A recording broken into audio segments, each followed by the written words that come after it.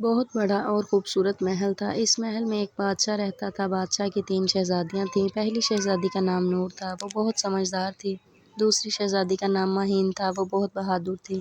تیسری شہزادی کا نام روشن تھا، وہ بہت نرم دل اور پیاری تھی۔ تینوں بہنوں ایک دوسرے سے بہت محبت کرتی تھیں، وہ ہمیشہ ساتھ رہتی تھیں۔ ایک دن بادشاہ بہت بیمار ہو گیا، پورے محل میں اداسی پھیل گئی۔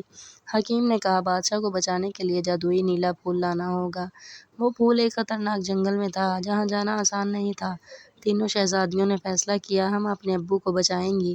وہ صبح سویرے سفر پر نکل پڑی۔ راستہ بہت مشکل تھا، جنگل میں اندھیرا تھا، ہوا زور زور سے چل رہی تھی۔ اچانک ایک بڑا دروازہ سامنے آیا۔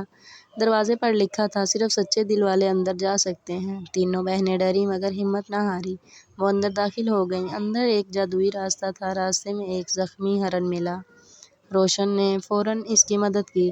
آگے ایک گہرا دریا آیا۔ مہین نے بہادری سے راستہ ڈھونڈا۔ پھر ایک پہیلی سامنے آئی۔ نور نے اپنے عقل سے اسے حل کر لیا۔ آخر کار وہ نیلے پھول تک پہنچ گئیں۔ پھول چمک رہا تھا۔ جیسے ہی انہوں نے پھول توڑا، پورا جنگل روشن ہو گیا۔ ایک آواز آئی، تم تینوں سچی، بہادر اور نیک دل شہزادیاں ہو۔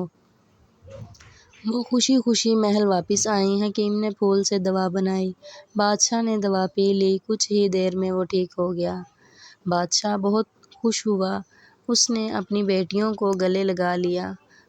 پورے محل میں خوشیاں واپس آ گئیں اور تینوں شہزادیاں ہمیشہ محبت سے ایک ساتھ رہنے لگیں۔